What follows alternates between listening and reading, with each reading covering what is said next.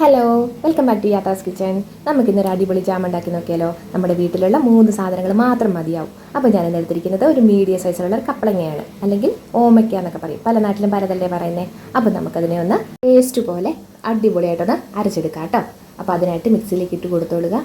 ഞാനിവിടെ ചെറിയ ചതുര കഷ്ണങ്ങളായിട്ട് ആണ് കേട്ടോ അരിഞ്ഞെടുത്തിരിക്കുന്നത്. അപ്പോൾ നമുക്കതിനെ നന്നായിട്ടൊന്ന് അരച്ചെടുക്കാം. വെള്ളമൊന്നും ചേർക്കണ്ട കേട്ടോ. ഇങ്ങനെ കപ്പളങ്ങ നന്നായിട്ടൊന്ന് അരച്ചെടുത്തിട്ടുണ്ട്. ഇനി നമുക്കതിനെ ഒന്ന് അരിച്ചെടുക്കാം. കാരണം അതിനകത്ത് ചെറിയ തരികളൊക്കെ ഉണ്ടാവും. ആ തരികളൊന്നും നമ്മൾ ജാം ഉണ്ടാക്കാൻ നേരത്ത് കാണാൻ പാടില്ല. അതുകൊണ്ട് നന്നായിട്ടൊന്ന് അരിച്ചെടുത്തോളൂ കേട്ടോ.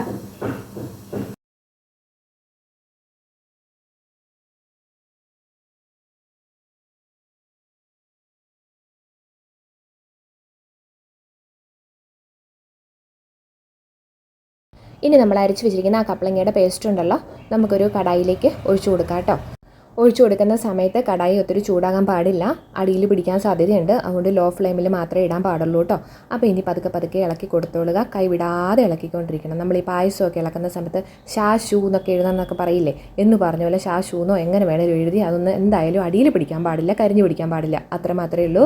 അപ്പം ആ കപ്പളങ്ങയുടെ പേസ്റ്റിൻ്റെ അകത്ത് വെള്ളം നന്നായിട്ടൊന്ന് വലിഞ്ഞ് കിട്ടണം, അതിനായിട്ടാണ്. അപ്പോൾ ഓവറായിട്ടുള്ള ഫ്ലെയിമിൽ ഇടണ്ട, മീഡിയം ഫ്ലെയിമിൽ ഇടാൻ കുഴപ്പമില്ല. പക്ഷേ കൈവിടാതെ ഇളക്കിക്കൊണ്ടിരിക്കണം, അത്ര മാത്രമേ ഉള്ളൂ.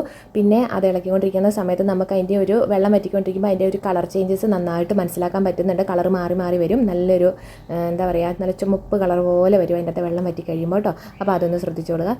തിളച്ച് വരുന്ന കണ്ടോ, നന്നായിട്ട് കുറുകി വരുന്നുണ്ട്. അപ്പോൾ നന്നായിട്ട് ഇളക്കി കൊടുത്തോളൂ കേട്ടോ. കണ്ടോ, ഇപ്പോൾ ഏകദേശം വെള്ളം വറ്റി എല്ലാം നല്ല കുറുകി വരുന്നുണ്ട്. ഈ സമയത്ത് നമുക്ക് ഇട്ട് കൊടുക്കേണ്ടത് പഞ്ചസാരയാണ്. ഞാനിവിടെ 3/4 കപ്പ് പഞ്ചസാരയാണ് എടുത്തിരിക്കുന്നത്. അത് നമ്മുടെ മധുരത്തിനനുസരിച്ചാവാം, പിന്നെ കപ്പളങ്ങയ്ക്ക് മധുരം ഉണ്ടോ ഇല്ലയോ നോക്കിയിട്ടാവാം. എന്തായാലും ഞാൻ 3/4 കപ്പ് പഞ്ചസാര എടുത്തിട്ടുണ്ട്. ഒരു മീഡിയം കപ്പളങ്ങയാണ് കേട്ടോ ഞാൻ എടുത്തിരിക്കുന്നത്. അപ്പോൾ അതിട്ട് കൊടുത്തിട്ട് നന്നായിട്ടൊന്ന് ഇളക്കി കൊടുത്തോളുക. ആ ഇളക്കി കൊടുക്കുന്ന സമയത്ത് പഞ്ചസാര നല്ല ലായനിയായിട്ട് പോലെ വരുന്നുണ്ട്.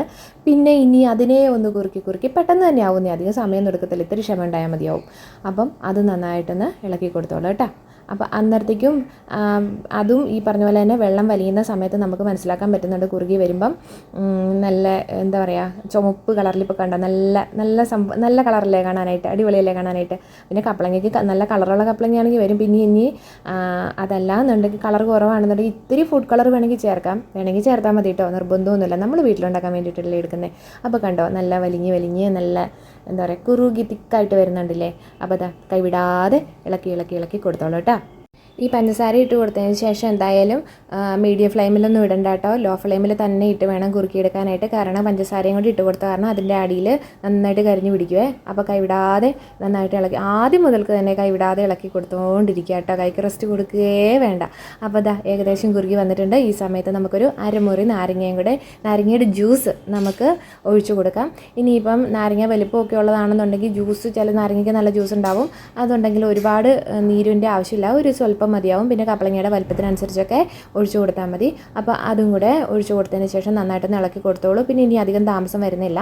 ഇനിയിപ്പം ഒന്ന് ഇളക്കി കൊടുത്ത് ഏകദേശം ഒന്ന് സെറ്റായിട്ടുണ്ട്. അപ്പം നമുക്ക് നോക്കുക അത് ഏത് പരുവത്തിലാണ് വരുന്നതെന്നുള്ളത്. അപ്പം നമ്മൾ ആ തവിയൽ എടുക്കുന്ന സമയത്ത് താഴോട്ട് വീഴുന്ന ആ ഒരു പരുവത്തിലായിരിക്കണം നമ്മൾ സ്റ്റവ് ഓഫ് ചെയ്യേണ്ടത് കേട്ടോ. ഇപ്പോൾ ഇത് കണ്ടോ, ഇനി ഏകദേശം അത് താഴോട്ട് ചാടി. ഈ ഒരു പരുവത്തിൽ വേണം നമുക്കത് സ്റ്റവ് ഓഫ് ചെയ്യാനായിട്ട്. എന്നിട്ട് ഒരു ശകലം നേരത്തിന് നമുക്കൊന്ന് തണുക്കാനായിട്ട് വെക്കാം. എന്നാൽ ഓവറായിട്ട് തണുക്കാൻ വേണ്ട, ഒരു നേരിയ ചൂടോടുകൂടി വേണം ഭാഗത്ത് നമ്മൾക്കൊരു ഗ്ലാസ് ബോട്ടിലോ അല്ലെങ്കിൽ എന്തെങ്കിലും ആക്കി വെച്ചോളൂ, ഒരു പാത്രത്തിലോട്ട് ആക്കി വെച്ചോളുക. നന്നായിട്ട് തണുത്ത് പോയിട്ടുണ്ടെങ്കിൽ നമുക്ക് ആ കടായിൽ നിന്ന് എടുക്കാനായിട്ട് ബുദ്ധിമുട്ടാവും. അതുകൊണ്ടാണ്. അപ്പോൾ ഈ വീഡിയോ ഇഷ്ടമെങ്കിൽ ലൈക്ക്, ഷെയർ, സബ്സ്ക്രൈബ് ചെയ്യാൻ മറക്കല്ലേ.